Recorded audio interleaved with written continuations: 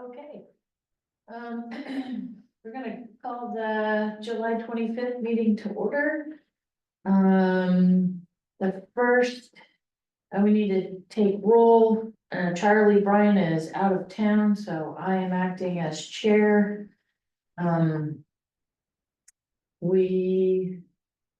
Let's see, we have Christina Gentry, Chuck. Gosh, Chuck, help me with Mackerel. Elizabeth Keever, John Crable, Rebecca Gaston is absent. She's on. She's on. I can't see her. I'm here. There you are. All right, and she's online, so we have a quorum and we're ready to go. I need a motion, if you've had a chance to look at the agenda, to approve the agenda. I move to approve the agenda. I second that. All in favor of approval of the agenda, say aye. Hi. Opposed?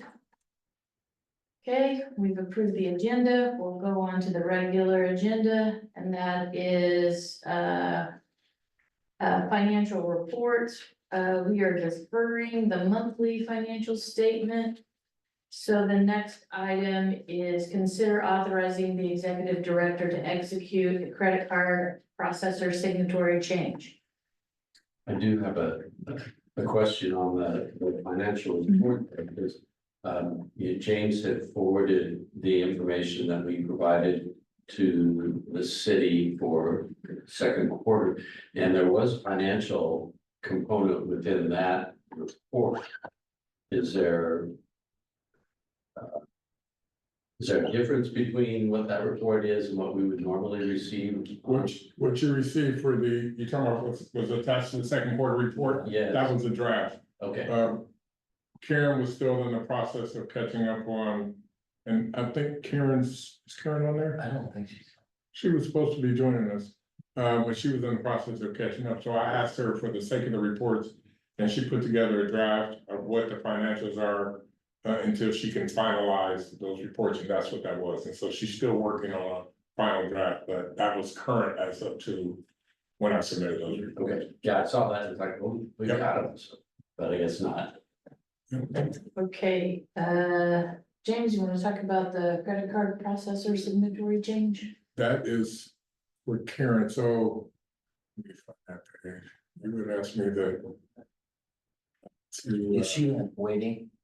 Yep, she is. Oh, Well, there's a glare and. This will be a team effort tonight. Yeah. hi, Karen.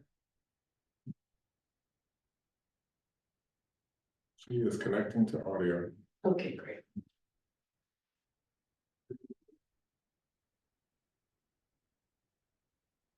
Hi, Karen, can you hear us?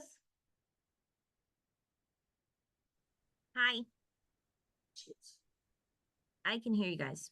No, yeah. I answered that question. The signatory, do you want to talk about financials first, or your financial report, and just? I shared that we had a draft financial report and you're working on the final. Yeah, so all I have right now is a draft income statement. Are you guys interested in looking at that? No, just, I think we've seen at least the draft that got sent earlier this week, so. Okay. Unless it's really significant. Okay. So yeah, I'm still working on getting caught up from being ill. Okay, so then signatory changes. Let me share my screen with you.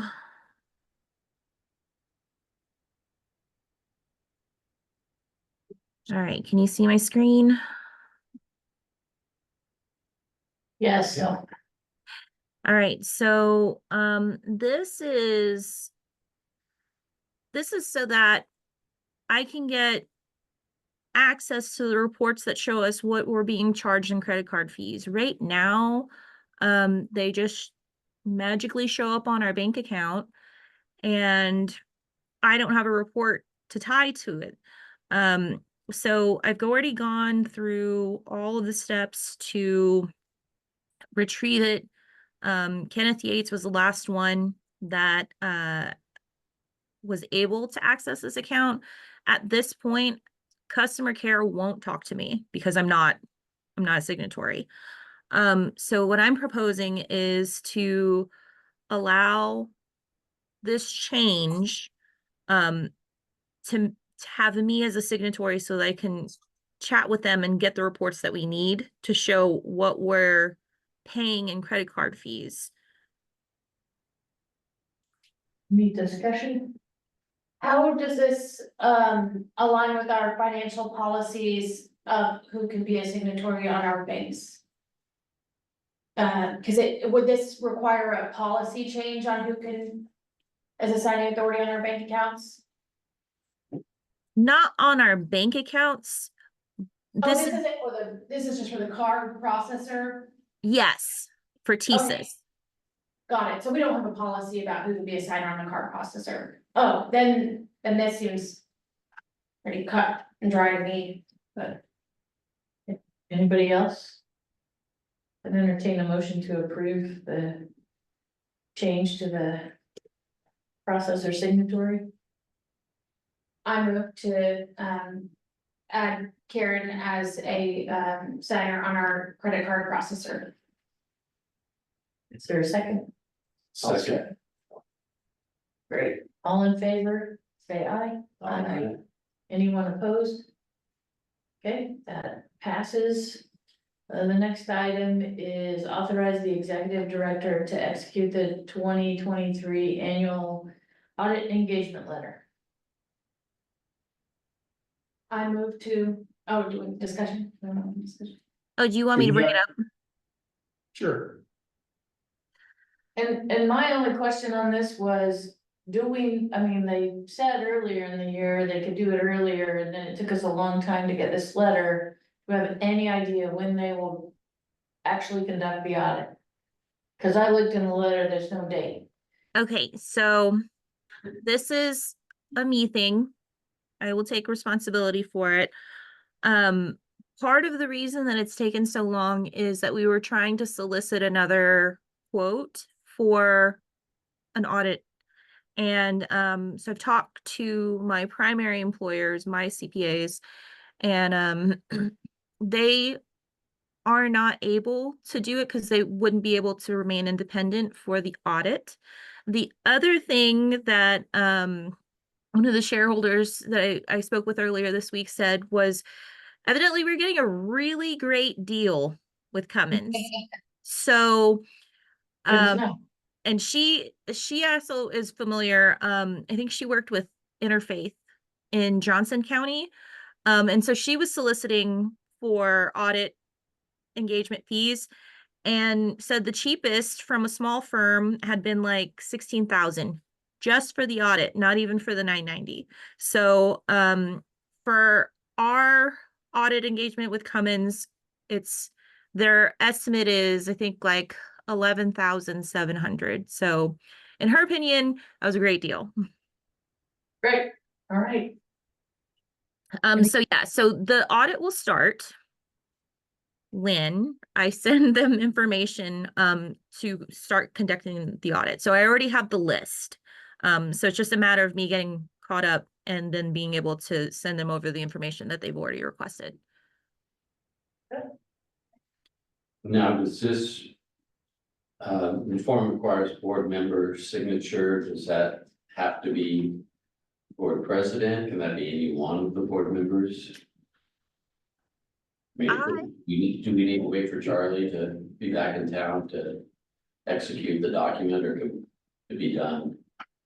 I mean, I'm pretty sure if we vote that I can do it today, so I've got a printed copy of it here. Or I can electronically sign it tomorrow, either way. Okay. I move to engage, and don't make me say their whole name, Right. the proposed auditors agreement for the 2023 audit. I second that. Great, all in favor of authorizing the engagement, please say aye. Aye. Anyone opposed? Okay, It's the last name I couldn't pronounce. yeah. Okay, The next item of business is donor engagement campaign presentation by Lacey. All right, excited to be here. I get to talk about some of the fun stuff tonight. So good evening, everyone. Thank you to everyone joining us on Zoom as well. Today I'll be sharing some updates on our donor report, current engagement strategies, fundraising messages, and some next steps for moving forward. So starting with the donor report, this chart is just a very basic overview of kind of the makeup of donors that we have. I've been putting together some reports, doing more donor segmentation to help kind of identify strategies to have more personalized messaging with different donor groups. And so our donations come from a mix of individuals, businesses, religious organizations, foundations, and other private funding. And I've broken this up based on how it's currently categorized in our donor database, which is Every Action. Can I interrupt with a question? Yeah. On the individuals, do you know the breakout of the individuals? How many of those are one-time versus recurring gifts? Yes. Are you getting to that and I'm jumping ahead of it? I didn't put it in this one up here, but I do have those numbers. Okay, cool. We'll get to it. I was just curious. I don't think I have it as a specific percentage, but I do have some highlights from some trends that we observed in the first quarter. And then I also will talk about some of the challenges that we're facing. Cool. And so, based on available data that we had for the first quarter, our individual donations had increased by around 13.6%. The number of contributions had increased by 29.4%, and the total amount raised increased by 30.9%. And then specifically, the amount received from recurring commitments had increased by 108% compared to the first quarter last year. And so that one, that was the one that I was most excited about, because we've pretty close to doubled the amount of recurring commitments that we're getting. I am going to get into challenges next. So before we get too excited about our trends, we have noticed a decline in contributions from organizations. And giving, from preliminary numbers that I'm seeing, giving has also slowed during the second quarter. And so these initial percentages that I shared may not fully reflect what our current status is. And I don't have those numbers fully put together yet, but I am notice that giving has slowed down during the second quarter. And then additionally, our numbers are lagging behind where we were hoping to be at this time of the year. And let's see, Charlie said that the targeted goal for fundraising that had been identified was about 180,000. So that's that's the target goal for the year. I wanted to talk a little bit about donor retention, because this is what we've identified as a key focus area for us to improve on. And so national studies put the average donor retention rate for nonprofits usually between 40 to 45%. And so far this year, our multi-year retention rate is a little bit below 40%, but it's about the same as it was last year at this time. What is that rate? I think it was around 32% when I looked at it. And so that's pretty close to what it was this time last year as well. And then our first time donor retention rate sits below 30%. It's actually quite a bit lower. And so for first time donors is something that we definitely want to work on, is keeping them and being able to have more consistent engagement. And so the first time donor rate is below 30%. But it is worth highlighting that donor retention in both of these categories did steadily improve in 2023 compared to the years before. And by the end of 2023, our multi-year donor retention had surpassed that benchmark average. First time donor retention it goes up towards the end of the year, but it's still lagging behind where we'd like to see it. But a lot of giving also occurs during the holiday season. And so we will see that retention goes up towards the end of the year. Before I move on into my next section here, I wanted to pause and see if anybody had questions.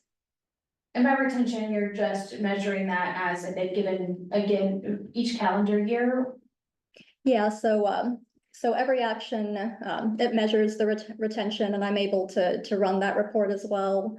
And so it breaks it out by multi-year retention, people who've been giving year after year. And then first time donor retention, which is people who gave again after their first donation again the next year.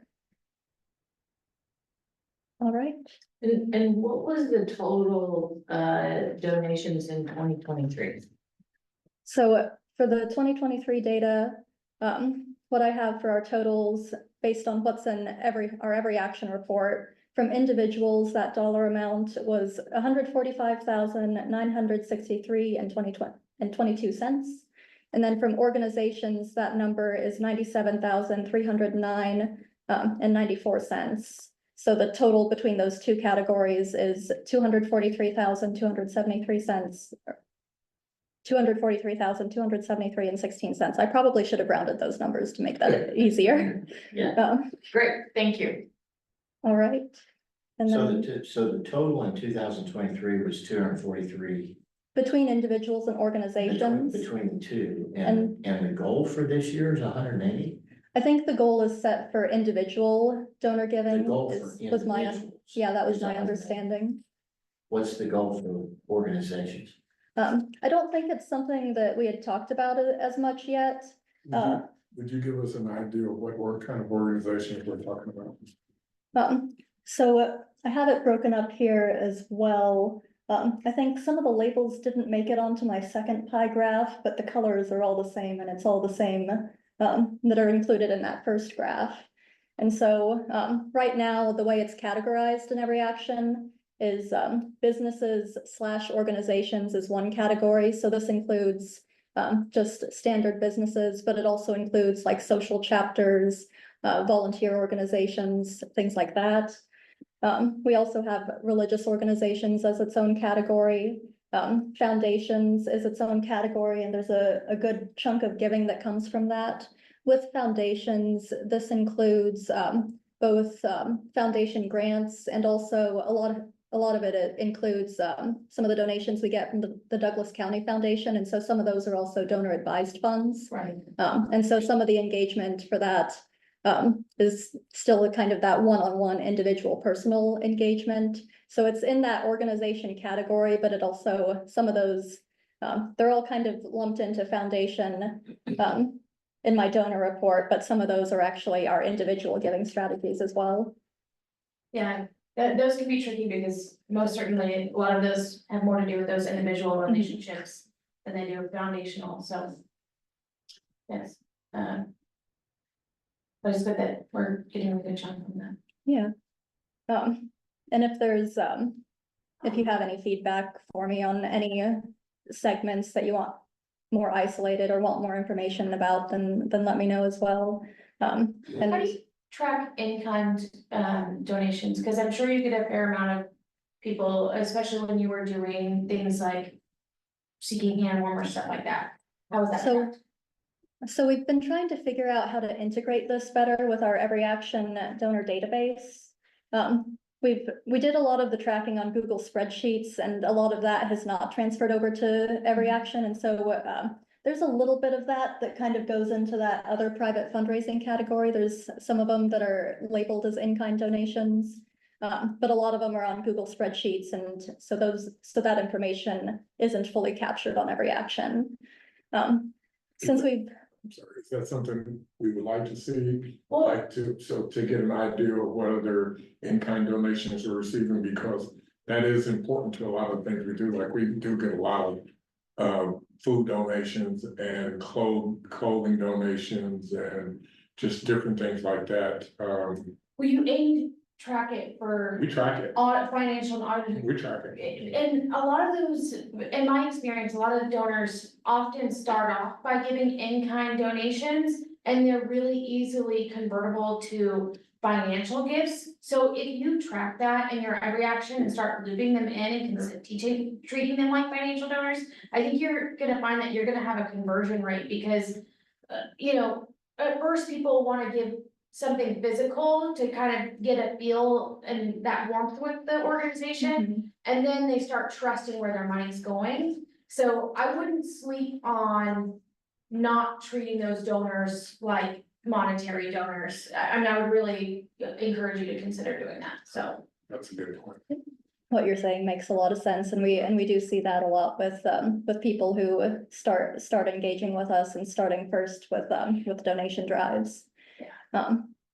So I definitely appreciate that point. I think something we're trying to figure out for this year, we do have a fair amount of data on our in-kind gifts from last year, and we have a Google spreadsheet for that, and we have it auto-populates a report, just on Google Sheets that kind of shows some of the categories of donations that we received last year. The biggest category is usually hygiene supplies. And then this year, since we've kind of been going through these transitions, and we have a expanded program and expanded staff, we've actually been kind of lagging behind on tracking that. And so that's something that I think we could just explore more on how to get that system more consistent so that we're not missing out on some of those connections. And is there an option in every action to actually populate that, and does it convert some of the conversions, or? There should be, you know how when you enter in a donation, there should be an in-kind Yeah, there- Okay. option in it, so you can log that donation and just label it in-kind, Do and we have to put the monetary value to it, or? I would encourage you to, Okay. because when you send out donor statements at the end of the year, then you're giving them the value of that donation, so. You know, the regs say the donors should put the monetary value on it. Yeah. That's to preclude us from adding the stats or using in-kind or elevating the cost of in-kind donation. So any form that we have, we ask the donors, do they want to put a value on it, because they have to. And if they don't, we leave it blank. So I think we'll start encouraging people to say, well, what do you think the value of this is? So You know we can what- put that in there. You know what you could do is you could put those, check the box, $100, $200, 300, right? Yeah. So that, because they may be reluctant to be like I'm gonna bring you 100 pairs of socks tomorrow. I mean, the housing authority doesn't need a tax, right off, we're not gonna do it, but if I was trying to figure out what that was, I'd be like, I don't know. And then I might- Yeah. I might not write it, but if you said, was that worth? I'd be like, well, it's at least $200, you know what I'm saying? I mean, it's like, I know these socks are like $10 a piece, so I do the math or whatever. Yeah. Kind of deal, I so, think it's important to encourage people to say, you can use this for your own taxes. And if you put a value on it, we give you the form, because that has to come from us. right, They can put the value, but the form comes from us to them. Right. So, but we can't put the value ourselves. right, It so has just to come from the. post. check the box. Yeah, you can- The default that I used to use was the average price per pound for consumer products, so Okay. that was so. Back in the day, come in, drop off an in-kind gift, I hand you a receipt book for you to fill out. And it has the value, and if you don't wanna do the math, it says. Price per pound, I think at the time it was 180, I'm sure it's $1 million now, but so if they didn't fill it out, you went with the default, what that. You know, you think that's 3 pounds, do the math, we'll put in a default. Right. So that might be an option, and I can ask what that price per pound, and actually your auditor probably would set a standard value, especially if a lot of it's food value. So that might be giving them an option to fill that out there might be a good way to do it. And if you did a carbon copy book, it's kind of a handy way to then, when you're doing your data entry, you got that extra slip. I know it's duplicative efforts and it's kind of old school, but it was always nice to have that copy. We used to have a carbon copy receipt book that we used. I thought it was nice to have, because if people wanted the receipts, we could also hand it to them on the spot. I think we just kind of need to see how it fits with our system, since we've gone through this transition, and so some of that stuff has changed. And we're still in a transition period, trying to Yeah. figure out how we collect all the data that we need for all these different systems, and there's a lot of things that we constantly tweak daily, weekly, or as needed. So we're still going through some of these things, so, but we're getting better. Right now, did somebody go in the chat? already? Oh, I wasn't sure. The way that some of the in-kind donations are logged on every action right now, we just kind of put it as a cent, just to kind of get the entry in there. And I can I think I'd be able to run a report on, just what we have entered in there. But I'm kind of thinking about how we have it in every action, but also maybe, being able to include an estimate, like for an annual report purpose of kind of the value that we've gotten through in-kind donations. Yeah. So I think it's a good follow-up conversation too. Absolutely. This is my wheelhouse, so call me. I know all about this world, so Wonderful. let me know. That sounds perfect. I will probably hit you up also, Elizabeth, because I do need to create a standard for LCS in terms of recording in kind, like volunteer time and goods and services, goods. I mean, you know, like when they come by and drop off stuff. So yeah, I will Volunteer probably. time gets recorded differently than in kind, but yes, I'm happy to help. Okay, awesome. Thank you. Right. All right, Lacey, I think you're at Strategies. strategies. Yeah, I'll move on into our next section, talking about donor engagement strategies and outreach. So like I said, we've identified that retaining current donors and also re-engaging lapsed donors are top priorities for us. I think people who have cared so much to support our cause in the past are going to be really great to reach out to and just reconnect and be able to give people updates on what we're doing and how it's been going and answer questions. And so we're working on strategies for this and being able to implement personalized follow-up strategies and be able to more consistently engage with people and maintain these relationships. Additionally, we've been attending neighborhood meetings and having community presentations to build trust and foster relationships with people. And so events like this allow us to share our mission and answer questions about services and updates to our programs this year. We've also been offering tours both at the village and at the main shelter. And this provides both service partners and any community members with an inside look at our operations and our improved shelter spaces, being able to show off some of the repainted parts of the shelter that look much prettier since the remodel, and much more welcoming and inviting. And what we have on the screen here, and also I handed out the prints to all of you as well. So we have a little more of our budget allocated for fundraising, and so we're trying to send out more postal mail again and be able to reach more people this way. Mailers for our summer appeal should be going out this week. I got an email from the printing company last week that they were starting to pack those mailers and send them out, so I think they're all going out this week. And then emails were also sent out on Monday. So instead of our usual monthly newsletter that I sent out, I had our letter coming out from James and talking about our summer fundraising. And so what I wanted to talk about that's highlighted in the letter here, one of the Lisa, I've got a Yep. question on a couple of items you've touched on already. Okay. And just wondering about the board role in any of this, meaning, I don't know how much the donor list is kind of regarded as confidential, for instance, but, you know, you're mentioning, personalized follow-ups. If, you know, as board members, we could look at some of the names on those lists and say, oh, I'll reach out and I'll contact them. You know, that might be a possibility. Similarly, your mention of neighborhood meetings and community presentations. If as a board, we are alerted to where members of LCS staff may be participating in things like that, and we happen to have the opportunity and the interest to be in the room at the same time, I think that may help you know, bolster that presence at those meetings. So I just offer those as thoughts about how the board could be engaged in those items that you're working on. I just did a engagement at the Rotary Club on Monday. It went well.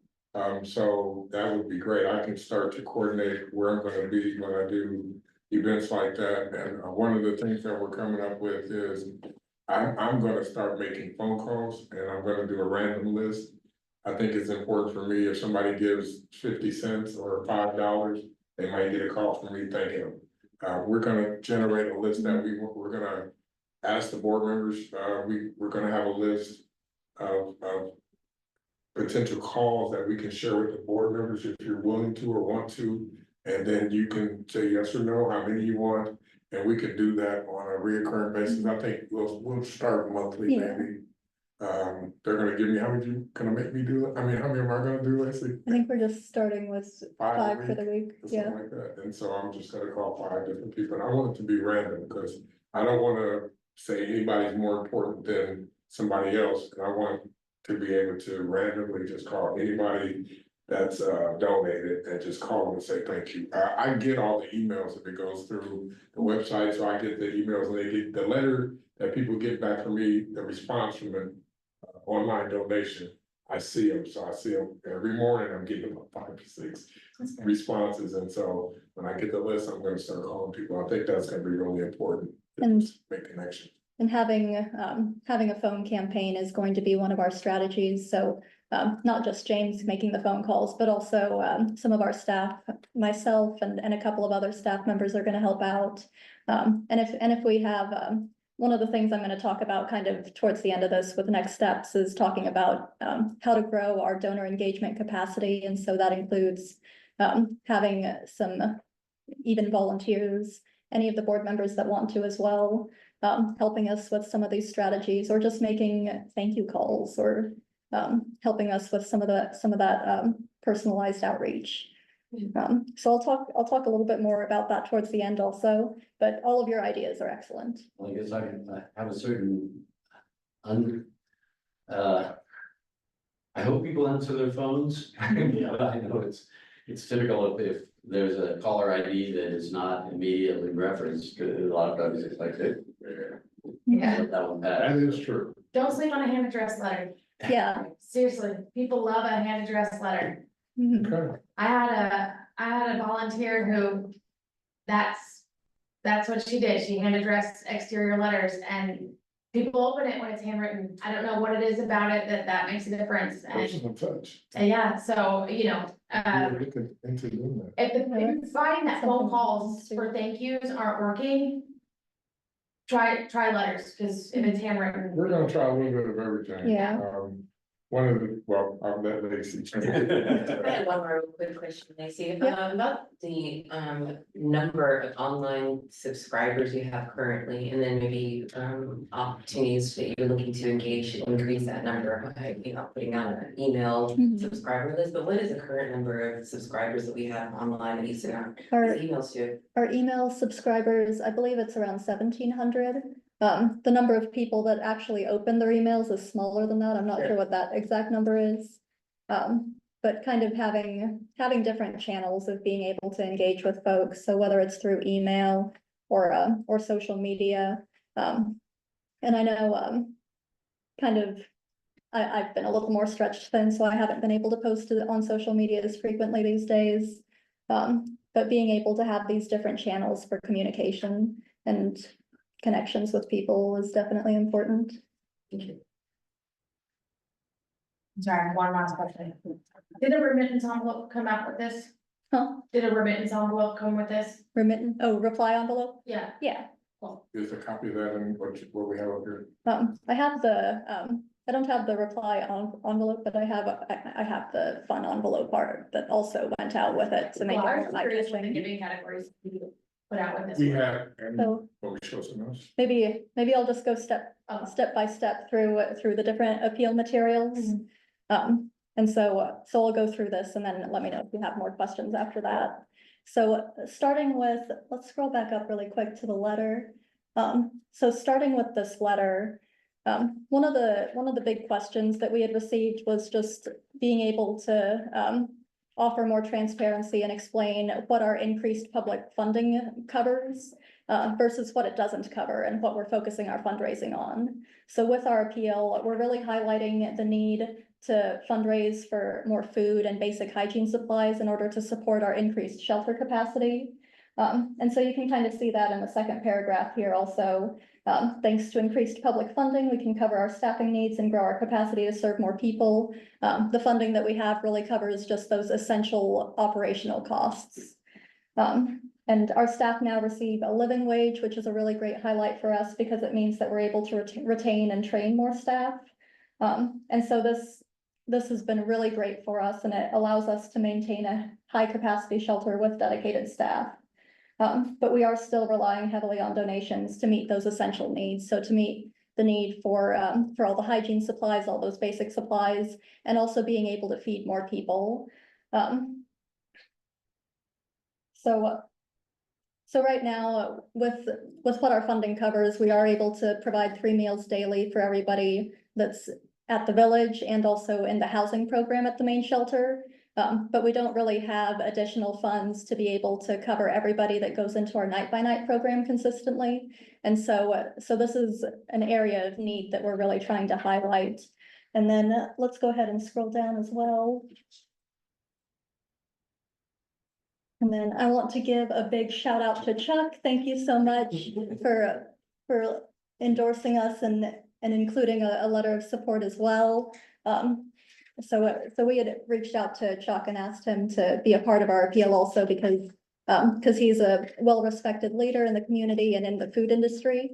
And so being able to have that endorsement really is really great for us. It's not just us ourselves saying this, but we've got Chuck's support also in talking about just how important it is to feed people and how it really makes a huge difference for folks as well, because it's hard to focus on getting to those next steps if people are always hungry. It's harder to engage with our staff.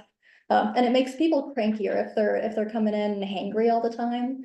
And so nutritious food really is important. I think Chuck said on here that serving meals is an act of gratitude that is a source of renewal every day. And it really is. It really is hard to have so many people coming into the night-by-night shelter that are going to bed hungry because we're not able to provide those consistent meals. And it improves moods, it improves mental health so much. It's so much. It's a cause that hopefully we can all get behind, is just really being able to have that immediate tangible impact and being able to grow our capacity to meet more of those basic needs, food being one of the biggest ones. And so I want to go to the next file, which is our impact and stories page.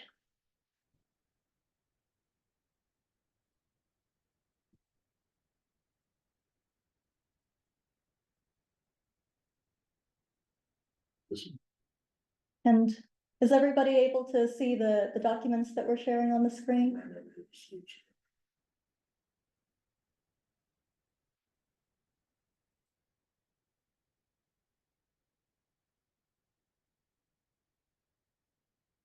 There we go. I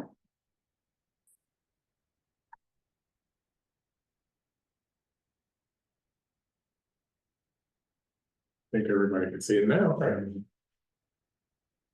So we want to make sure that we're doing a really good job of using both our data and stories to really show the tangible impact of donations that people give and show how their contributions directly support our guests.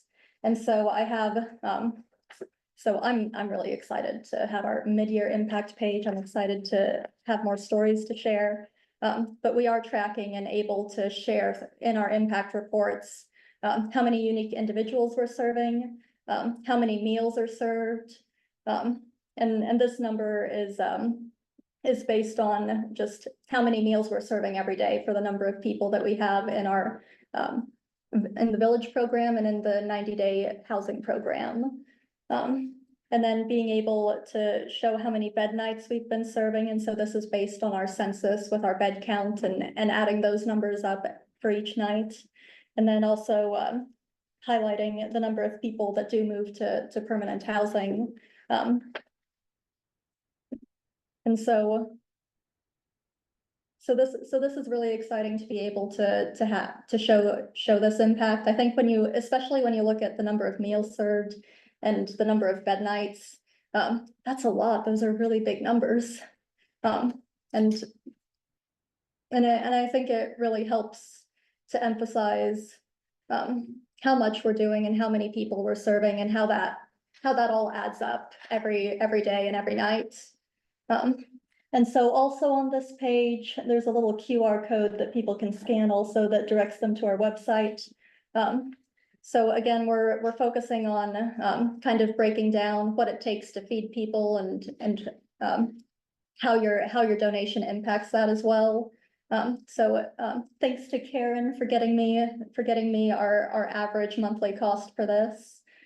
So on average, it takes around $11,000 to feed people for a month at the shelter. And this is between, again, our housing program and our village program. And so this translates into less than $5 a day per person. And so I think, let's go to the next page really quick. Oh, no, not that one. I wanted to jump to the donation card.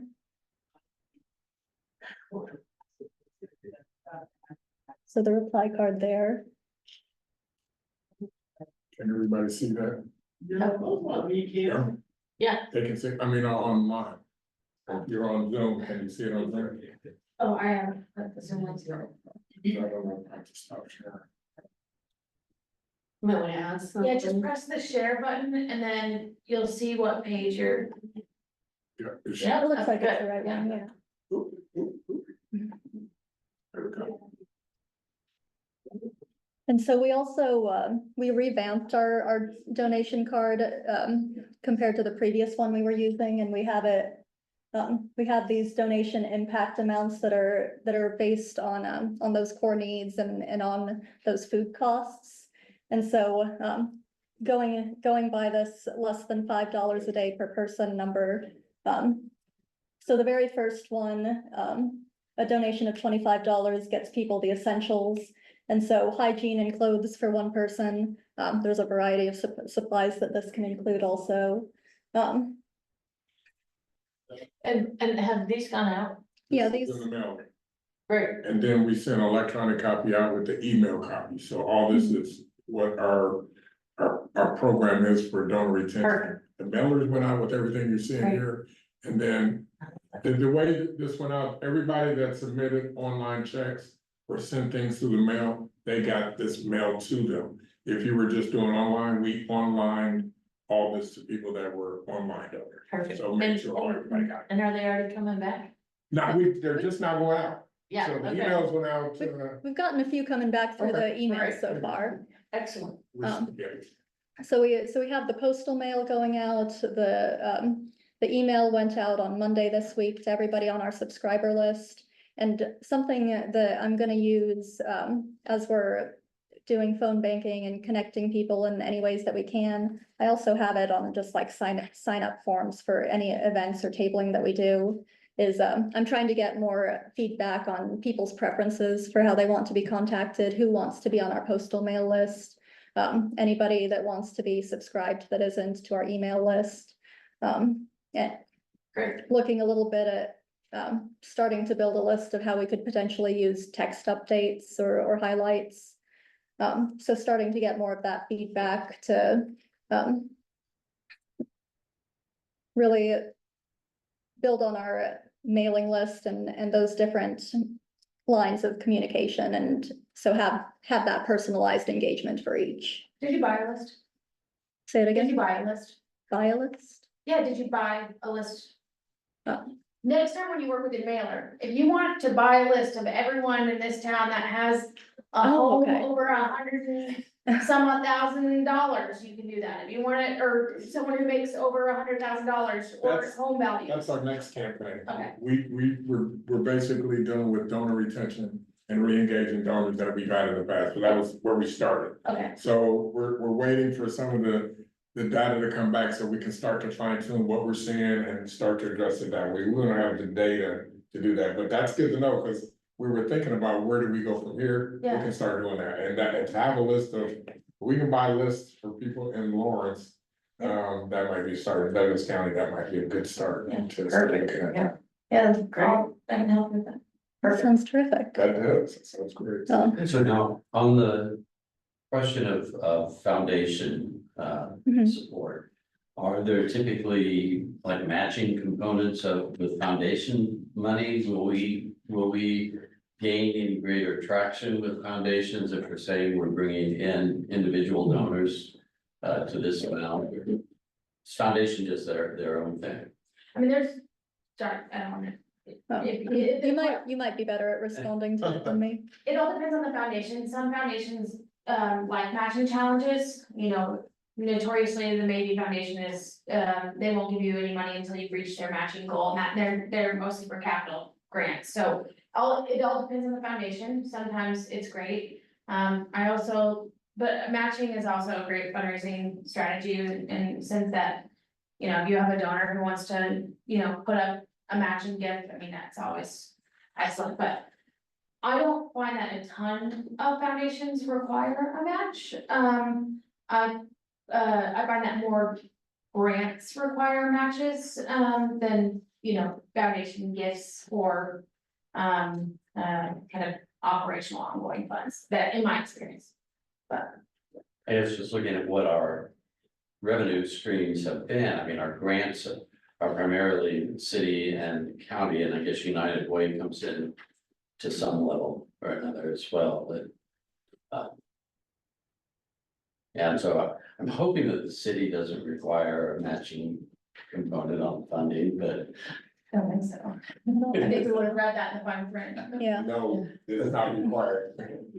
No, it's not. but just, yeah, trying to think of where the, you know, the different components of the, you know, that pie chart that you broke out.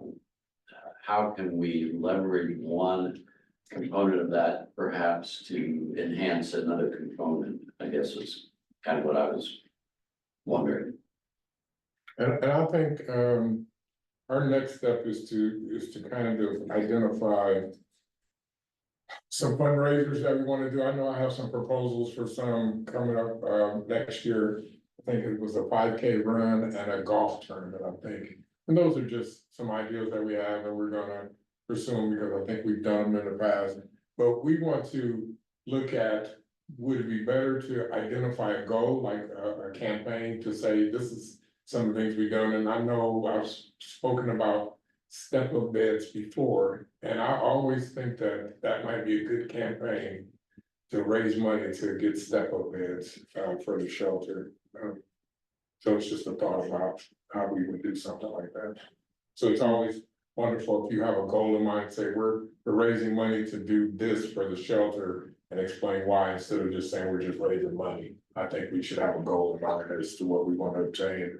For what, like Lacey put together, we want to target food on this one, so this is to re-engage donors. We said we're gonna target the food and really talk about, be transparent that we did get a grant from the city that pays for a lot of things, and a lot of that is staff costs and operational costs. We do get money for food, but we can always use more food. The more food we have, the more people eat, the more people can eat. So people do eat now, but it's really hard, the night by night. They're almost like they come in at 7, dinner served at 6, so they get what's left over. They do get breakfast. We do offer breakfast. Either they're gonna go to Jubilee or they. So everybody that's in the building gets breakfast. Yeah. Yeah. and it's kind of a cold bar breakfast. I think it's mostly. Yeah, sometimes, but once so I'm talking to Chef about this.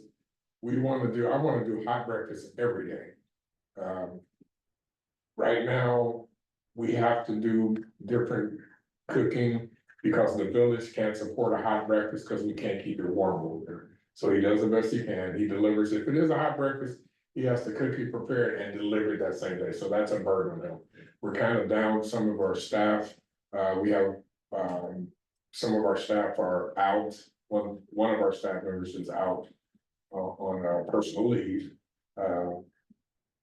And so it's kind of hard to get that up and going. We've experimented with different guests as kitchen assistants, and hasn't always worked out well. We have one now that's working for us, and we have, I think, 2 open positions in the kitchen, so that should tell everything. We only have like 4 positions or 5 positions in there. 2 In addition to the chef. Well, he's Yeah, included in the included. five positions. Okay. Yeah, about 5 positions, so we're down 2, so that tells you what we have, so we're working on it.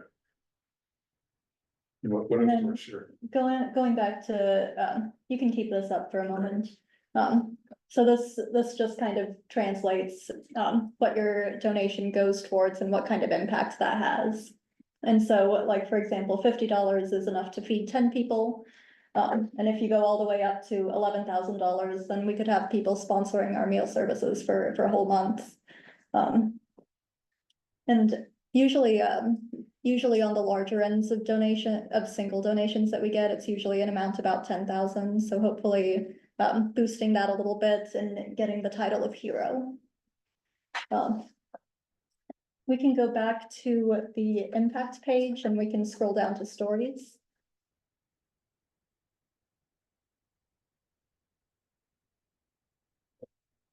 And so stories, are how we touch the hearts of people and get a lot more engagement. Stories are also very popular on our social media. And so having the story page and having direct quotes from our guests and having some photos to go with that. The one in the middle is just a stock photo. That's actually a pseudonym because that person wanted to stay anonymous. But I think storytelling is always impactful, and so being able to see the words of guests and having it presented with these nice photos as well. Renee and Jason at the bottom there were housed from the village, and they were just talking about how excited they were to have their dog back and have this fresh start, have their home together with their dog Athena. And so I won't go through and read the quotes, but definitely check out the stories, and they're really beautiful. We have so many wonderful stories from guests. So I'm excited to include the same kind of formatting on future appeals that we send out as well. And then you can close that page. I think the last one, you don't have to stop sharing. If you click on the side, kind of the dark space, click there, and then that's just our fun envelope art. This was actually made by a graphic design intern that we had a while back. So that makes it more fun and it makes our mail more eye-catching. So that's the last of the appeal materials that I had to share. So yeah, we can stop sharing. And so something else with our online appeal as well. We sent out that email at the beginning of this week, and there's also a couple of online pages that go with that are really easy to share. So I do have, I have the same impact report on our website. I have it categorized as a blog post right now, because that was kind of the best place for me to put it up really quickly. And so you can reference that on our website as well, by checking out our blog posts. I have that linked directly in the email as well to our page. And then we also have, we have a Give Lively campaign page up. And this platform, it's very user-friendly for peer-to-peer fundraising. And so that's something, that anybody here as well could share. Just that Give Lively campaign page. It has the same impact information and a description of our fundraising campaign. And so just that page itself, you could share that page by itself with any of your friends. Anybody can share it, and anybody can also set up peer-to-peer fundraising. There's a button at the bottom if anybody clicks that I want to fundraise for this. And so that way you could share it with your friends and just do like small group fundraising, and that can be a fun way and another option for engaging with people as well. And then kind of going back to some of the community presentations we've been giving also, and being able to answer questions.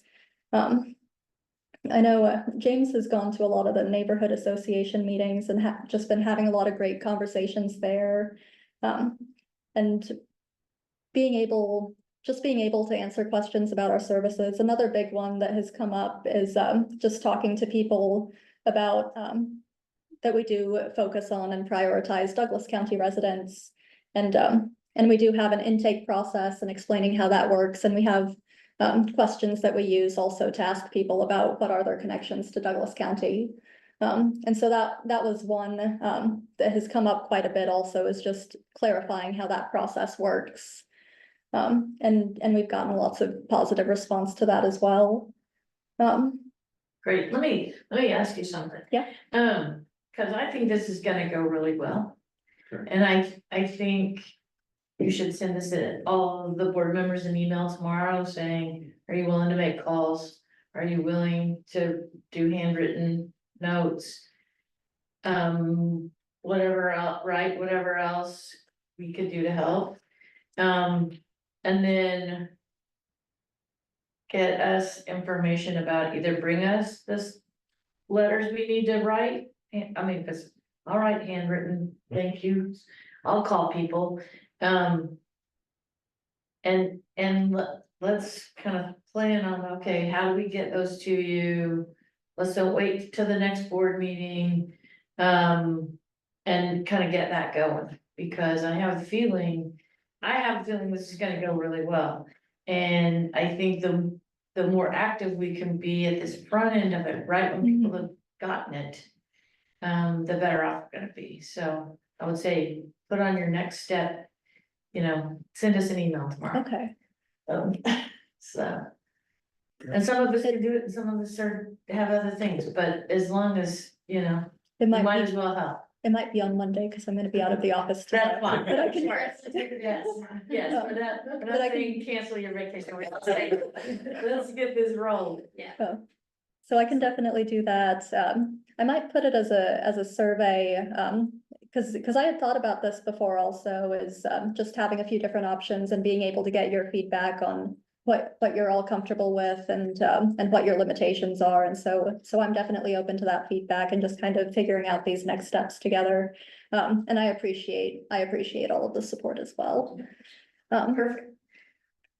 And then, all right, so my next topic is just our next steps. Do I have any more questions before I go to that? Okay.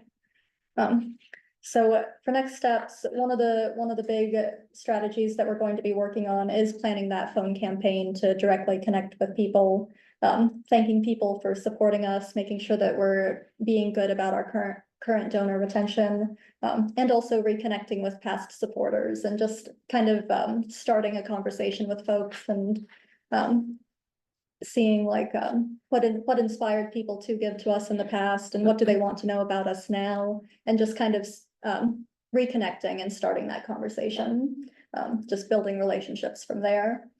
And then one of the pieces we were also looking at was just and I mentioned this a little bit earlier also, having donor surveys to gather feedback and insights on how we can improve our engagement and outreach strategies, maybe through those identifying what people's contact preferences are, or identifying what kind of things they want to hear more about. If they just want a lot more stories, maybe we can just focus on putting out more of those. So just getting feedback to improve our engagement, and having that mutual conversation. And then the last piece I have on here is growing our donor engagement capacity. And so, and we've got short-term options and long-term options. A long-term need is really considering how to grow our capacity for engaging with donors more effectively, to really allow for more consistent communications and to help us reach more people.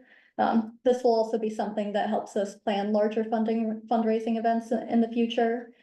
In the short term, we're looking at recruiting volunteers to help support some of these fundraising activities that we have planned. We are focused on more personalized engagement right now, and especially our donor retention and re-engaging with lapsed donors. Having those more personalized focuses also is considered a more cost-effective strategy to boost your fundraising as well. Because it's easier to retain and reconnect with donors oftentimes than to go out and plan big events and try to recruit a bunch of brand new people that haven't given before. It's just kind of the recommended, I've been doing also different webinars. It's consistently the recommended, approach to take. That about wraps up everything that I had. But there's lots of exciting stuff, lots of things that we can do. And good momentum as well, some different tools that we can use also from the appeal. I'm excited about this. Great. Any questions? Thank you. I wanna congratulate Lacey, she did a wonderful job. Yeah. I have been working with Lacey to get to the point where we could get this out and do that, and she's definitely met the task, so I'm very pleased with the report that she's done. She had some help with Megan, that's her team, her and Megan are our team. Megan this helps everybody out that's needed, and they've done a wonderful job. I just want to congratulate her. She's done a wonderful job. Thank you, Lacey. Thank you, James. Thank you. All right, James, Executive Director report. Oh, wow, okay. You excited about it too? About, now I gotta find my notes. It's kind of weird doing this.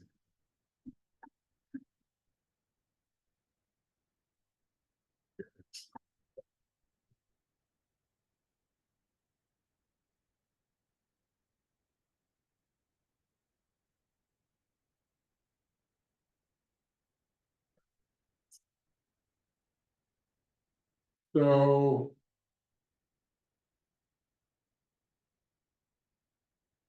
It's on Charlie's if you want.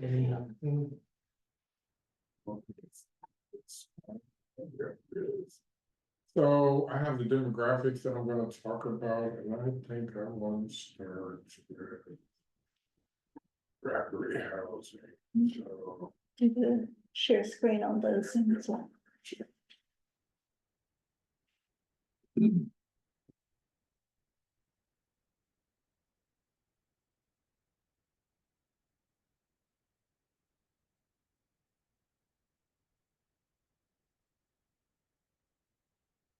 So I sent demographics out for different programs. And this is our one for Rackery housing. And I got a question for one from Chuck about Rackery housing. When I sent all the demographics out on Rackery housing, these are individuals that are enrolled in either night by night, 90-day, or the village, and then they're co-enrolled into Rackery housing when they reach a point that they're ready to actively start looking for housing and enroll. We just had 2 people move in yesterday that we have been working for months trying to get them to ground zero. So we had to pay off a lot of arrears. We had to find utility companies and things like that and pay off those arrears. We had to do a lot of different things for them, and we thought that the criminal background might be a deterrent, and it was for a while. Then they found somebody, they moved in yesterday, which was great. So that's wonderful. We're starting to actively work with, we have 13 people enrolled, and these are their demographics. So I just thought it was really interesting to start to look at who's in Rackery housing and how do we get them housed. Nothing really stands out to me on these demographics as to something that just hits me and says, this is something we need to talk about. I know Christina spends a lot of time and she looks at the demographics. Does anything stand out to you on any of these? I might be on a different demographic chart, James, but I'm looking at client demographics report for, maybe not the Rackery housing. I have the Which one? recent Disney chart pulled up here and Which one? this board, you know. Look at what the June 30th. dash. What is dash after client demographics dash, what does it say after that? I have a. Cause there's one for Village, Rapid Rehousing. Oh, microfinance. LCS Village. Yeah, so I'm looking at the village, I am on a different demographic report, so, no, I don't see anything on the other report that you have pulled up that's anything significantly different, or it looks like a trend that is different than it usually has been in the past months.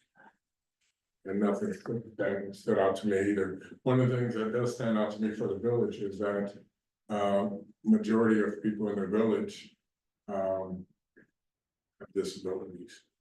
And that does stand out to me.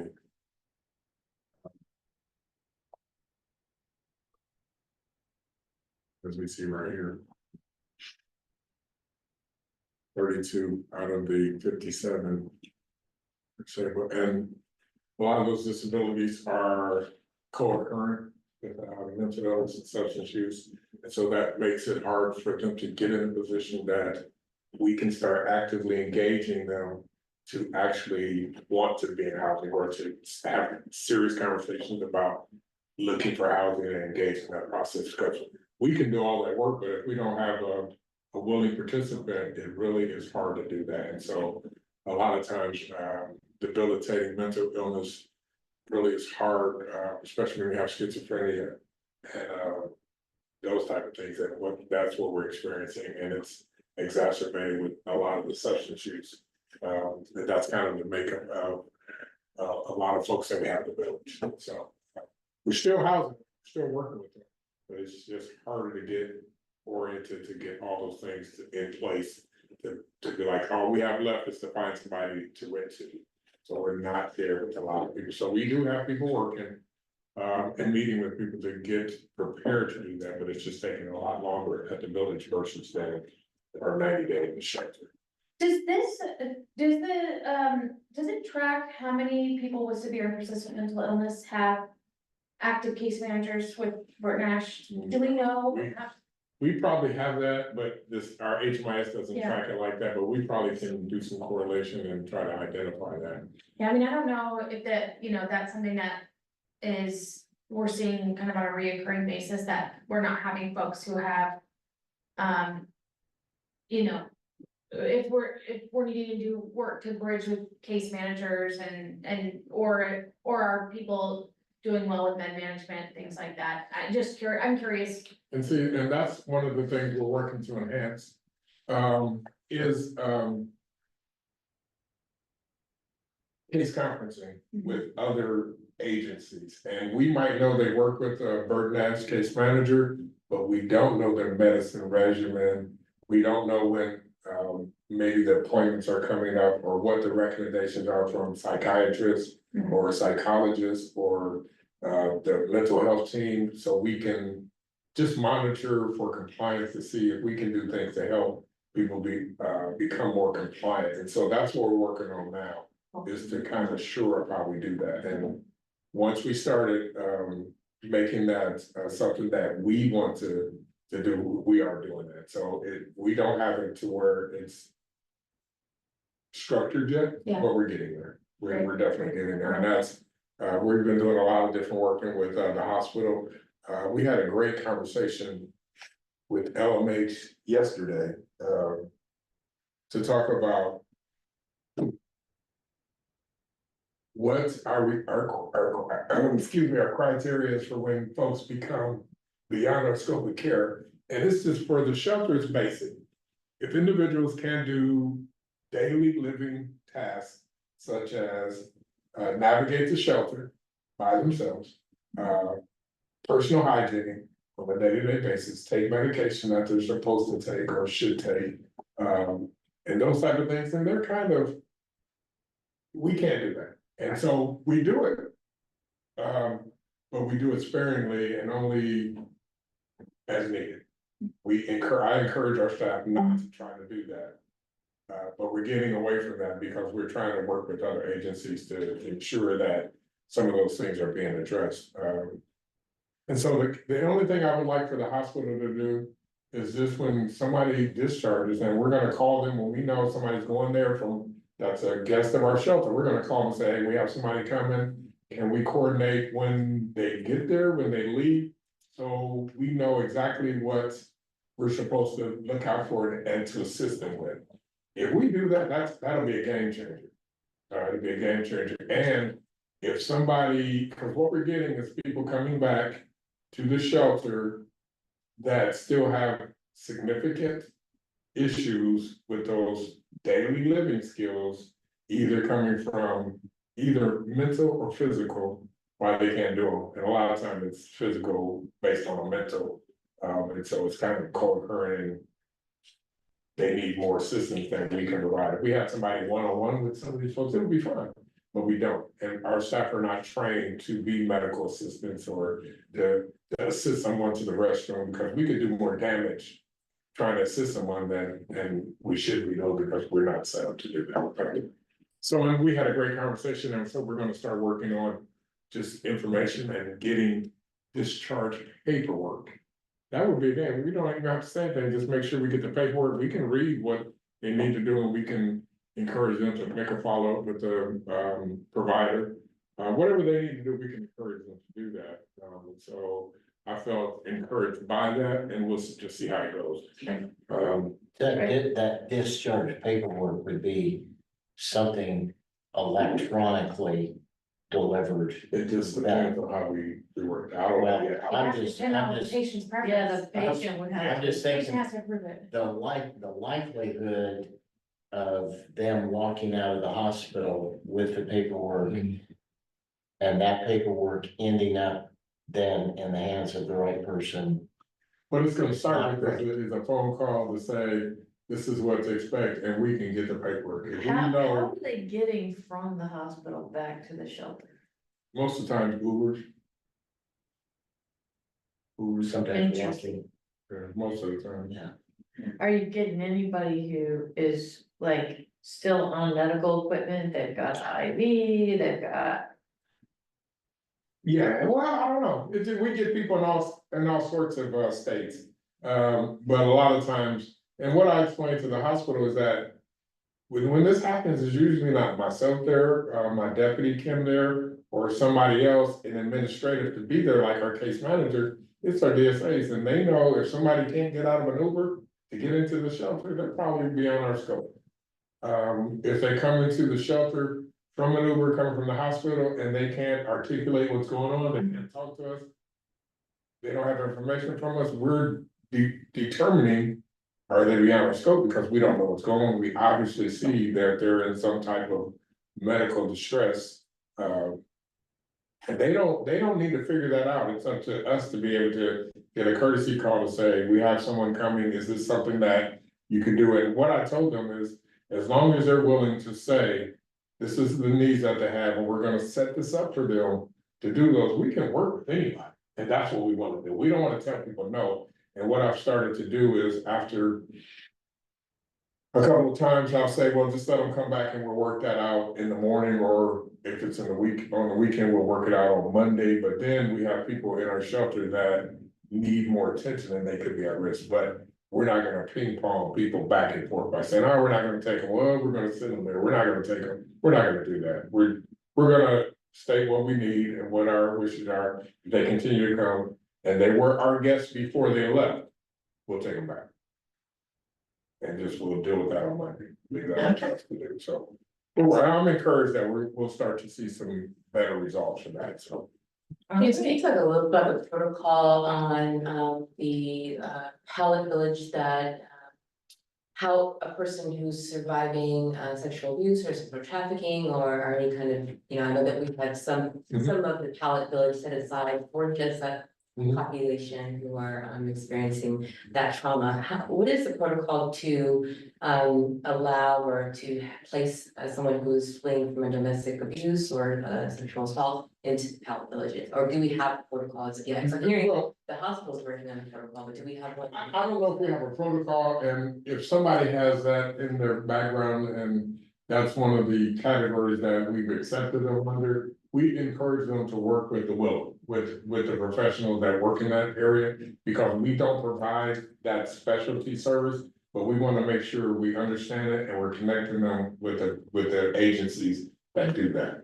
I'm thinking of, how people would access, the Pellet Village, knowing that we have set aside specific Pellet Villages just for those who were needing to have some, safe environments to escape. As far as the referral and getting accepted, that's in the referral, and everybody gets interviewed, and during that interview. Our case managers and Kim are finding out what those specific needs would be. Around the reason that, they get that preference to be in the village. And they make sure they identify that before they're accepted and know they can, get people connected with, the right, situations. So one of the things we don't really wanna advertise that somebody's fleeing domestic violence. No, absolutely not. I mean, what you're saying is No, that the Willow, is the one or. That's one of them. I mean, it just depends on who they're working with. So we ask them. And we just might have people that have that in their past and they're not actively working with anyone. So, and we encourage them to. We say, here's an agency that can help you. And we have the Willow coming over there to do some of those groups that, let me see what the names of the groups are. Megan just told me again today. There's a support person. What are the there. groups, you know, the names of the groups that they're doing on Friday now with the Willow? I don't know the exact schedule. I know we were talking to folks from the Willow and Christina came for a tour as well, because we had the Sexual Trauma and Abuse Care Center. We're working with both them and the Willow. And so we're starting some, we're planning to start some healthy relationships classes. And have some support groups and just kind of start talking, to people and connecting them to folks, from the Willow or Sexual Trauma and Abuse Care Center that come to the village, and you can connect with people directly there, meet them where they're at.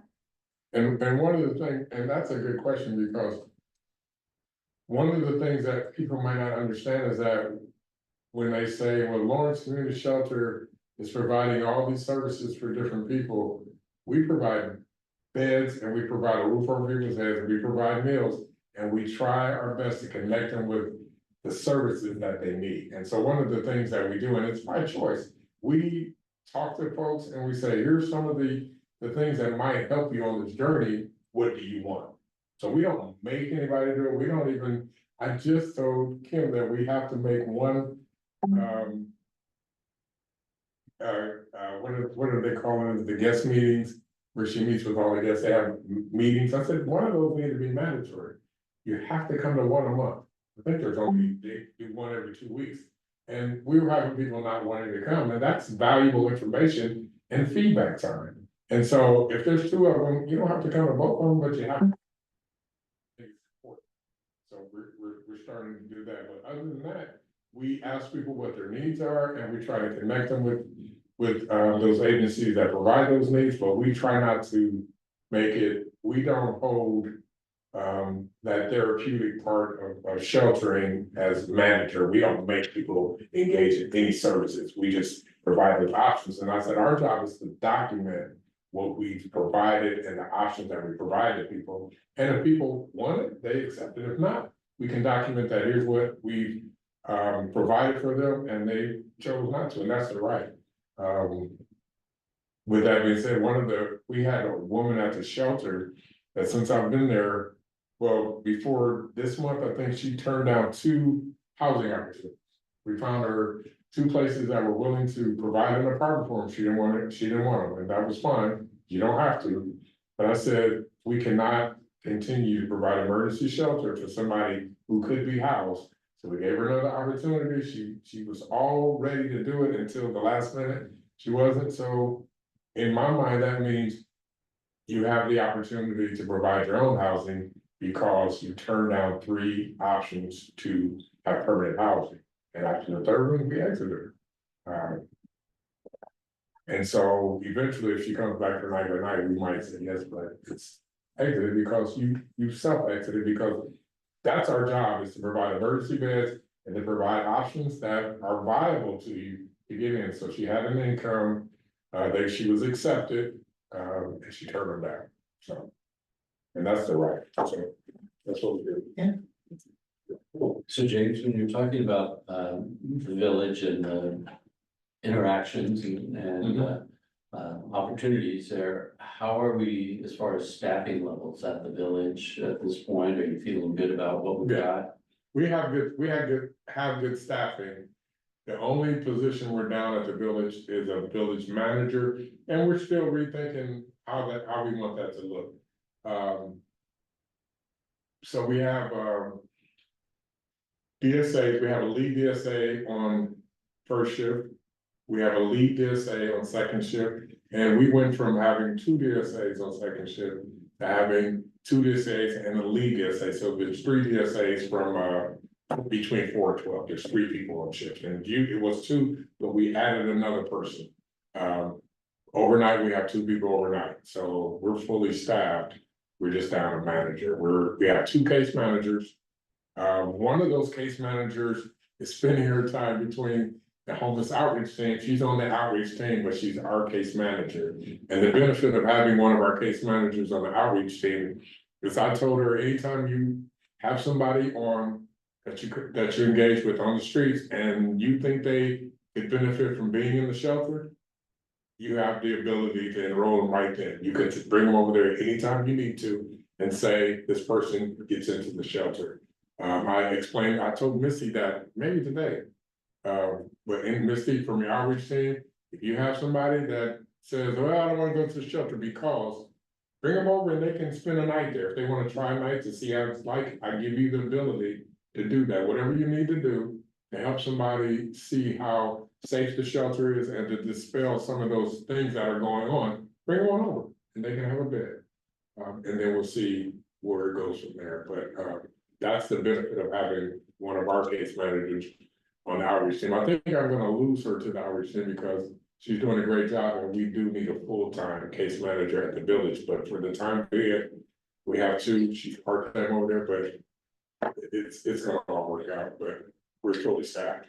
And the progress on the community structure for the village? Chuck, you're on it, you're on point. I think they were supposed to pour concrete on Monday or Tuesday or Wednesday. I don't know, but they put the forms down, they're supposed to pour concrete. Tomorrow. Tomorrow, thank you. You're welcome. But they can't order the building until the slab is poured. So if the forms are set, they're ready to pour. And I know when the plans were first put together, it was gonna be around on the side, but that's a floodplain. So they're gonna put it parallel to the other community room, so it's gonna be right in front. It's gonna be there, they're gonna put a form, and then we'll have our carport there, and so that's in the works. Misty, what's the time frame for when we get the building ordered and it's there to being fully put up? Do you know what that time frame is? I don't, but because they would not allow us to finish the purchase on the carport until the concrete was laid. So I don't know why things are like that, but that's the way they are. So we won't know until that concrete is done tomorrow and we're able to order the building, and then we'll have the time frame. Thank you. Remind me, what's the power capacity that's gonna be there? I mean, you can be able to have equipment that you're able to do hot hold for. Yes.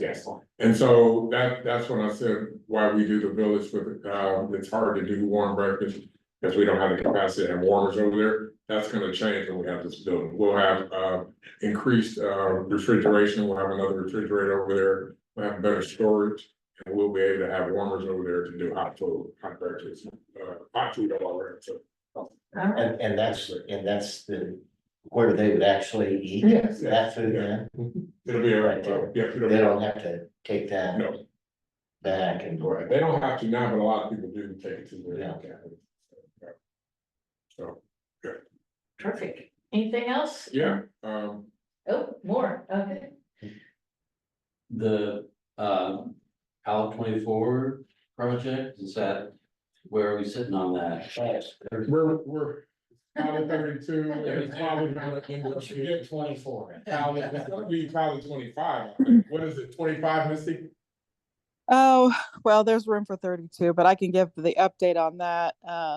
Okay. PEC did not get the information turned into the planning department in time for us to meet the next planning commission meeting.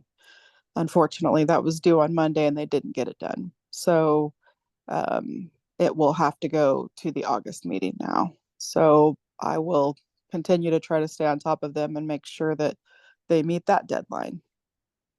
Who didn't get it done? PEC, PC. something was that engineering contract that they- consultants, yeah, okay. yeah. So when we had this, did we have a special meeting? Did you Yeah, have- no, I remember that contract. that we- And I signed it that same day, and we Yeah. thought that they knew that I had to get permission to sign it. And we thought they were doing some of those things that could lead up to. Basically, they didn't start anything until they got that signed contract. It makes sense, it's a business. But I signed it the day I got approval, and it didn't start, so that's what put us back. Yeah. But now it's 25, We have room for 32, that's why it's called Title 32. We but have don't we also have? 25, something. We have, how many do we have? We Yes, we have. have, the city owns 25 right now that are in storage. And we were going to receive a credit. We thought we were promised a credit from another agency that we would have put some more on there, but they pulled that back because they might be able to use them in Kansas City now. Okay, So- so basically that donation that was offered once upon a time has been rescinded. Yeah. We were up to 25 to 32, which we have Yeah. space for. So, Yeah, so we're not throwing out the idea that we can do 32. Like I've been talking to Beasley Tech and talking to them about maybe supplying the additional ones because they're able to do that, and I think it would be great to partner with them. But and we don't have to do them all at the same time, but when everything goes through the planning committee and the commission, we're going to ask for the amount of room that's available there, and that is for 32. So we'll ask for that, and that way we can go up to that, but we don't have to start there. Right, Jill, I see your hand.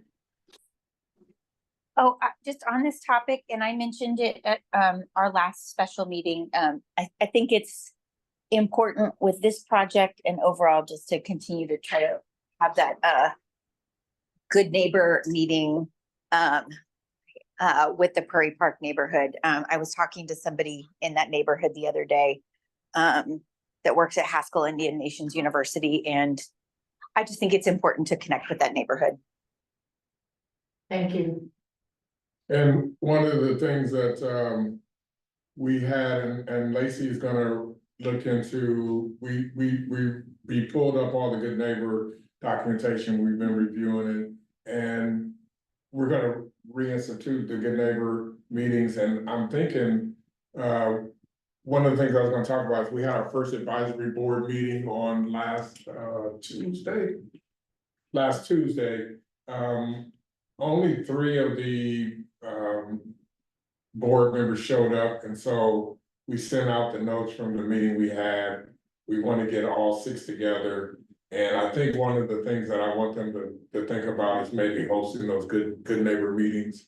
And I'm happy to, I didn't get, if it's helpful for me to, as this county ex officio, to be supportive of any of those advisory committee meetings, or just put me on the mailing list or the good neighbor stuff, just because in particular, as it relates to the Prairie Park neighborhood, because the sheriff's office and the county public works, we are your neighbors. Okay. I'm just happy to be there, but I appreciate the efforts on your part, James and Lacey, to get that going again. I think it means a lot to that neighborhood. And again, we talked about this. Cool. And to celebrate. Yeah. So I was And just just thinking of celebrate things- them. Okay, I will. Thanks. I think it's one of the things I'm looking at with the advisory board. I don't wanna influence that advisory board, but I wanna give them some ideas about some of the things that'll be important. And getting that started, it was great to have that first meeting. But we only have 50% participation. So we sent out everything. And I don't know what our response is back from that yet, but I'll figure that out.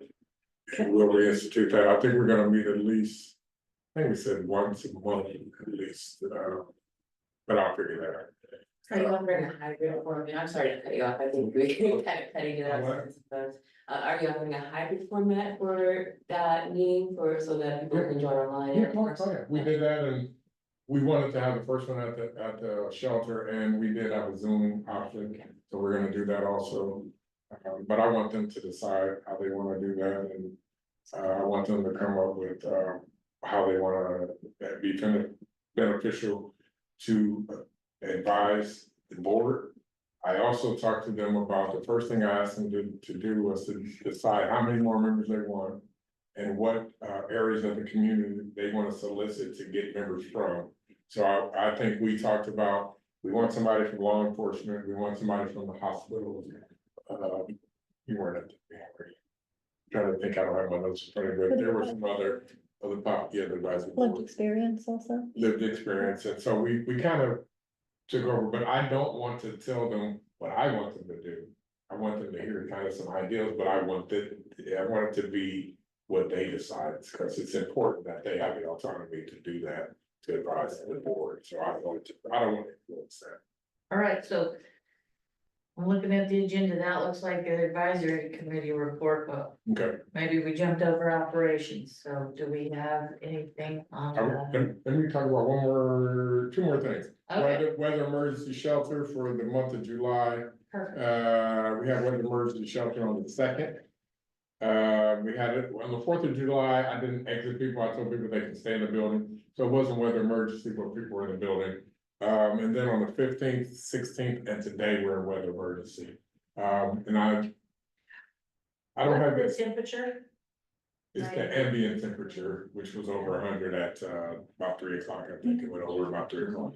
So we have people in. Next week, every day, it's gonna be over 100. So I'm depending on what the weather's like, I might not even exit people on some of those days, but people will exit because in the morning, it's important that we do have the ability to clean the building after a night, so in summertime, winter weather emergency shelter, it's never 100 in the morning. Yeah, It might be 80, but it's not gonna be 100, so that would be the time when we do that, we might tell people, everybody knows to come back. I mean, as soon as my PSA said, oh, it's over 100, we had people ringing the bell, and they were coming in. So we just let them in, give them a wristband, give them water, and we do that until wait for 6 o'clock to eat. So Cool. then we have our staff appreciation day coming up on the 9th of August. I have some more details to the board member about maybe some of the expectations. We might need some coverage at the front desk. We just need about 2 people during the daytime, and that's why we picked the time.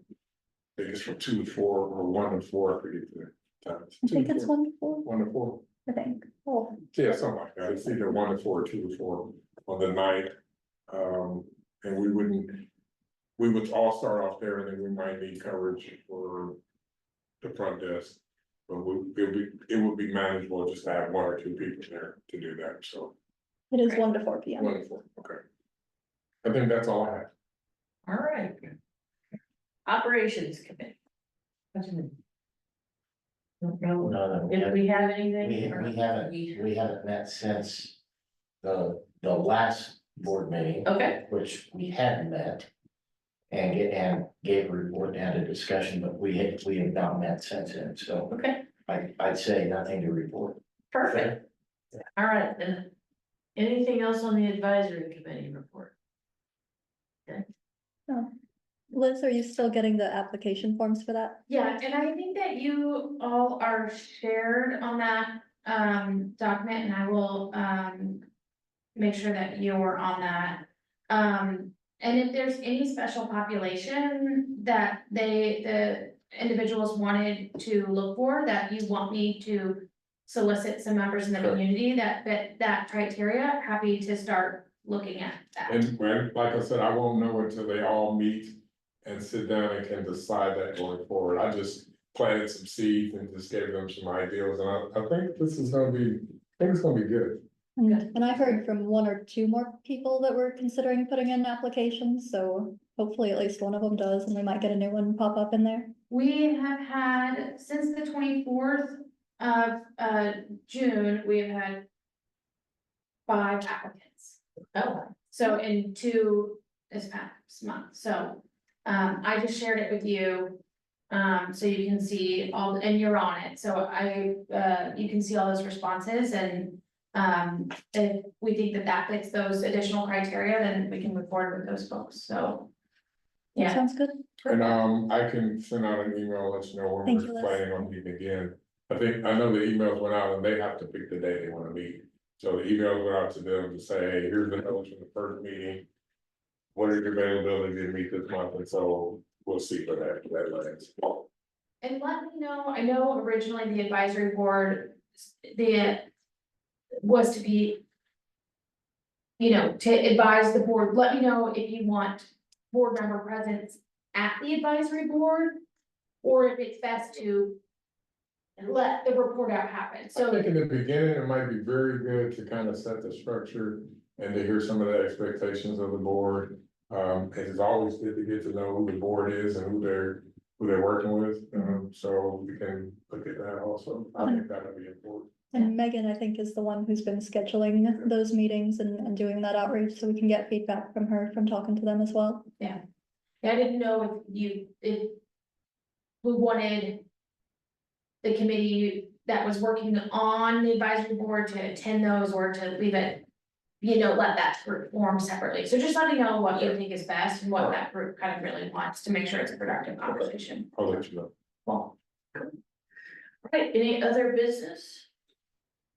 yes, I had sent out a comment or a suggestion that perhaps on our board meetings that we could have a representative from what I'm going to call our allied support groups, whether that's somebody coming from LMH or Bird Nash or other service providers to just give us a 10 or 15-minute how they're working with us in this effort and have a a small presentation at a board meeting. They don't even necessarily have to be sitting, I don't see, they have to be sitting in the room here, they can be online and tell us how their services have been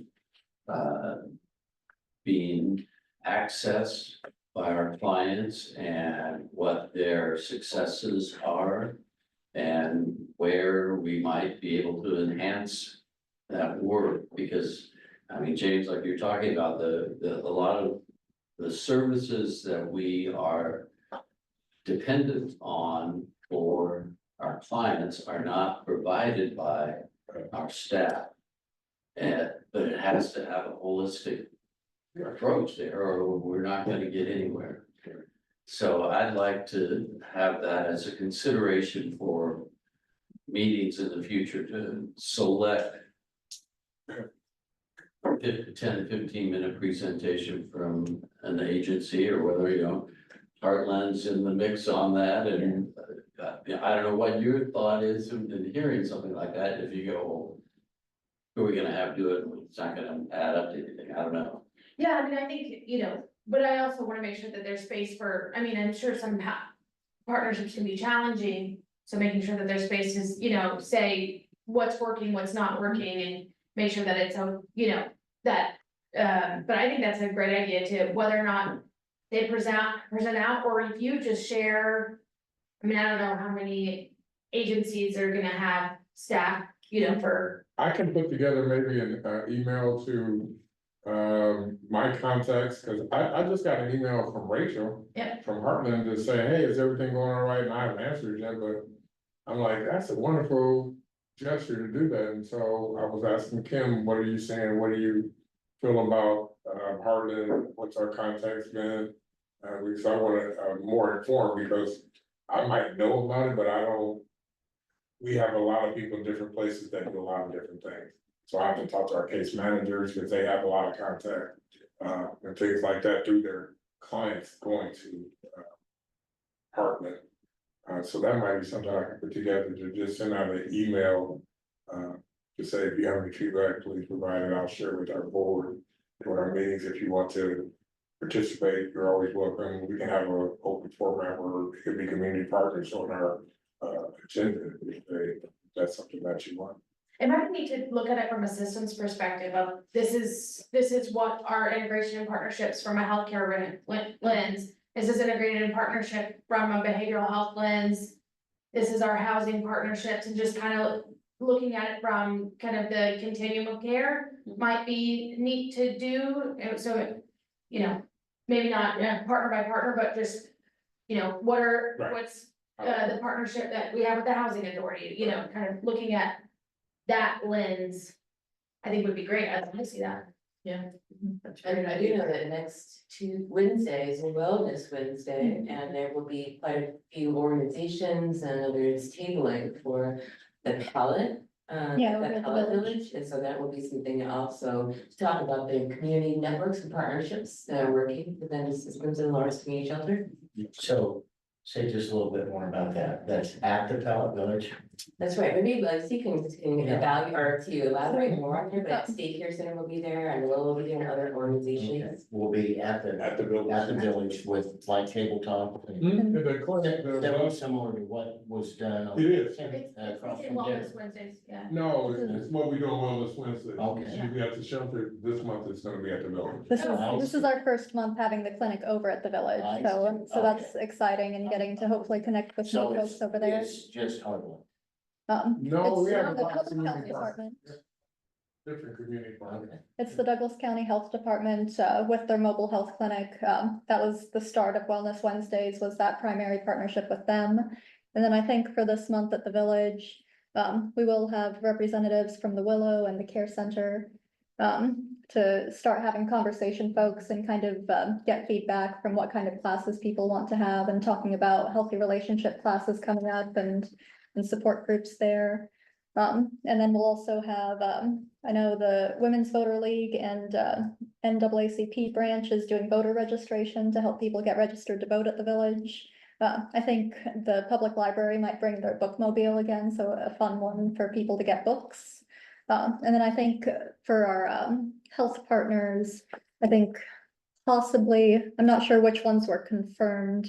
The invitations are sent out to people who've participated in past Wednesdays, Wellness Wednesdays.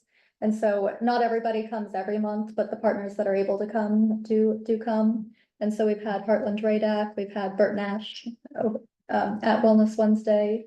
I feel like I'm forgetting some of them right now, but we've had a good number of partners and it's been a good magnet event. Jill, you have your hand raised? No, I just wanted to, I think I've mentioned this before, that the county and the city, as part of the strategic plan, we facilitate a somewhat monthly medical care for unhoused community members work group. James is a member of that, participates regularly. But we have over the last year, those conversations are what have led to Wellness Wednesdays, pop-up clinics that have been supported by quarterly pop-up clinics that have been supported by LMH Health and Heartland.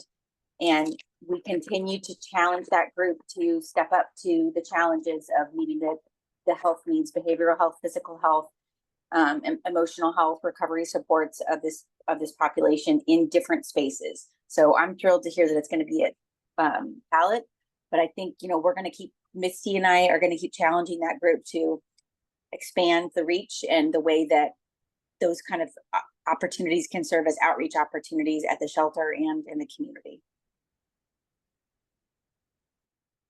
Great. All right. Any other? All right, Chuck. So I have probably the least experience in dealing with funding mechanisms coming from either agencies or governmental entities, probably anybody in this room. And as a result, my uncertainty level right now is really high about our 2025 budget, because I know that over half of our funding was one-time ARPA related funding, and that's gonna be gone. Now, it's my understanding that our funding in 2025 is basically going to be determined by the result of an election. I didn't mean to go as far as the national election, but I think that's gonna be a big factor too. But also the sales tax proposed election. am I correct in assuming that our funding is pretty vulnerable at this point? Or what is our sense of security with 2025? And maybe Misty could jump in, but there is no way for us to put an election together before our 2025 funding has to be calculated. So I don't know what the plan is. I know that was in the city manager's plan, like eventual plan, but there's no way there's gonna be an election for the 2025 unless I'm just crazy. Misty, what do you know? I know that it's too soon to say what's gonna happen. And I imagine there's a plan B, C, and D. I would say, James and Brandon and I have been in discussions already about, what different levels of service look like based on different amounts of funding, like if maybe if we don't have pallet 25, what does that look like? Um, maybe if we just if we can't serve lunch and we're only serving breakfast and dinner or things like that. So those are things that James and Brandon and I have been and Barry have been working on for several months, just trying to figure out like how do we keep things going at the level that we need, if we do need to reduce what the budget from the city looks like. Well, I guess, yeah, I see that as being a pretty major vulnerability, both locally and federally. I mean, I know we don't know the outcome of the presidential election and the claims that are being floated out there with Project 2025 on HUD funding is pretty dramatic. Yes, yes, it is. And so I guess I wanted to just bring it up as a discussion topic because I think we can't just pretend like it's not there and then all of a sudden be put in a panic and have some sense of, okay, where are we graduating into a different set of revenue streams and what's possible. I don't know what to expect about the outcome of the sales tax election. I think it's really questionable. I think that right now there's a real sense of the proposal for the increase in property tax is riling a lot of people up. And I wouldn't be surprised to find the proposal for a sales tax vote to bear the brunt of taxpayers. The taxpayers don't have the ability to vote on the property tax. They will have the ability to vote on the sales tax increase, and I think that may bleed over into that. I know that the city of Denver this week has put the pause on their sales tax increase for the same purposes because they don't feel like they've got it organized well enough at this point to put it on the ballot in November. They think they get defeated.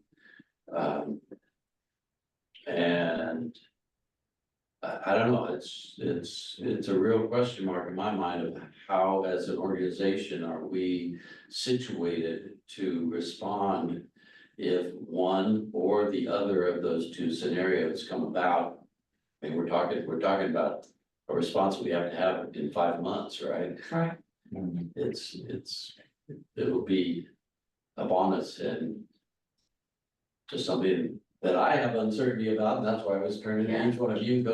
I'm ready for any one of you to say, you don't understand how government works. It's all, it's this people jockey for position and then everything works out great. So, yeah, I'm waiting. I mean, I'm comforted that there are plans and the conversations being had. I mean, I do think it's one of those things that anybody who's funded by government has to be real careful about the increase in fixed costs. Because mean, I know from working with HUD, I never know what the money's gonna be until after the year starts, right? I mean, and so we do need contingency plans and, I mean, you know, as ugly as it is to say, now that we finally have an emergency shelter up and running and serving people, obviously, we've been in the community long enough, we can serve the number of people that our money allows us to serve.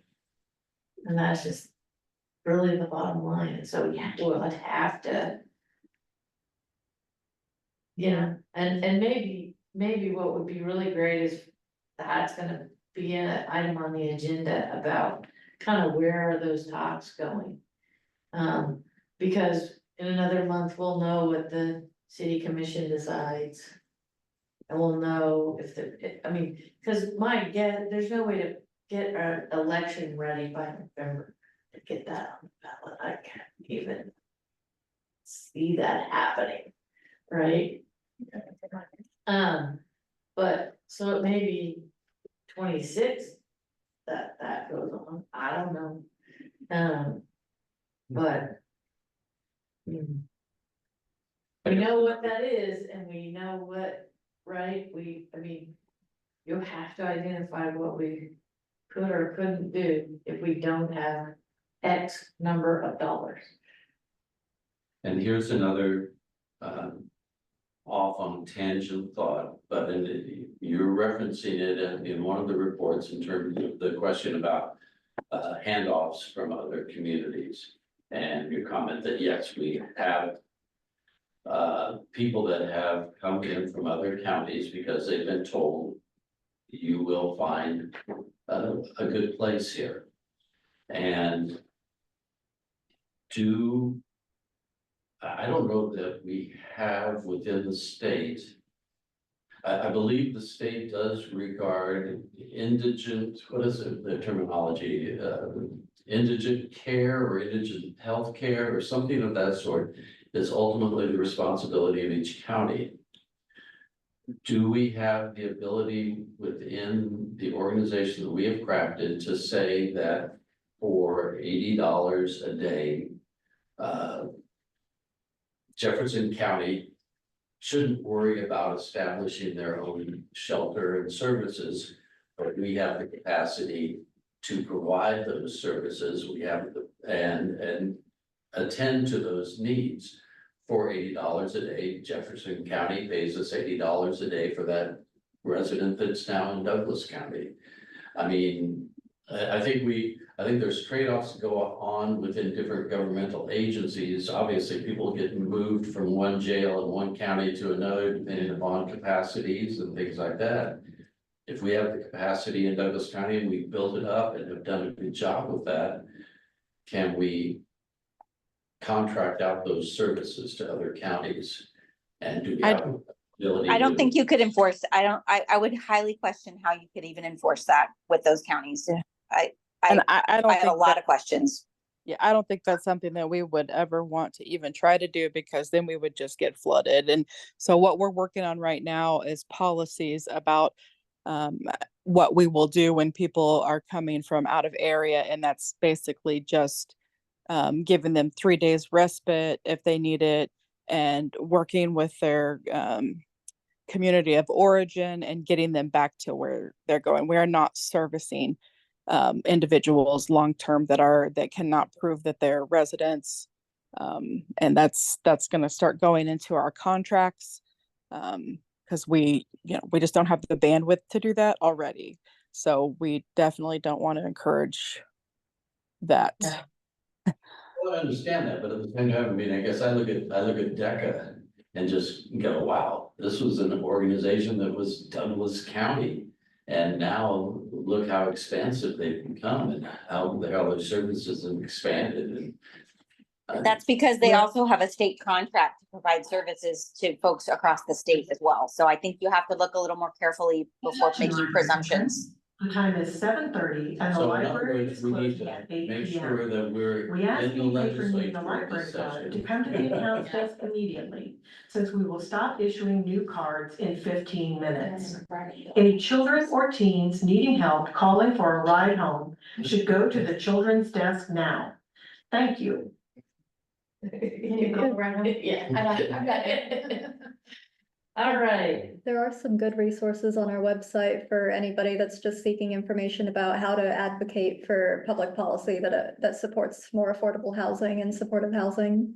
It's on our website under Get Involved, the advocate page. And so there's some resources about that there. Well, I mean, I'm not being facetious or confrontational about that. I mean, I think No, it really, Douglas County has the ability potentially to provide the services that are not going to be provided in a lot of the counties, and they won't be able to stand up their own individual shelter. And if we can do that, but they compensate us, then I think it's Chuck, I like the out of the box thinking. But I don't think that's sustainable due to the fact that, in order to fund a shelter, you're asking people, well, just the ideal, and I think we can have a different conversation about that. But we don't want to bring people here just because they have a shelter, to keep the shelter open. I think your point is really great, because it's not just the $80 that it costs to shelter them. Now we have Bert Nash gonna be in play, and Heartland's gonna be in play, and I mean. The community-wide cost would be astronomical. I mean, I think we've already seen it, right? I mean, I think we know what it looks like, where, I mean, we have more than. Homeless Outreach can handle, we have more than Bert Nash can handle, we have more than you guys can, and you know, I mean. And so, it's not just that night. Right, or that, it's all these other pieces that. The other component, at least in my mind, is if you look at the 5-year strategic plan in place for everybody, the emphasis of all of that, the structure of all of that, and the long-term 5-year goal of all of that is actually to reduce dramatically the need for expansive emergency shelter, because we have in place just one component, the housing, that we don't have in place today, the supportive services for these folks that we don't have in place today. So if we are successful to whatever degree, we're successful implementing that 5-year strategy, we're not having this conversation. We're not having this conversation. Yeah, I'm not saying I know that that's going to happen. Right. But I think we're missing by talking about how are we gonna make this thing bigger?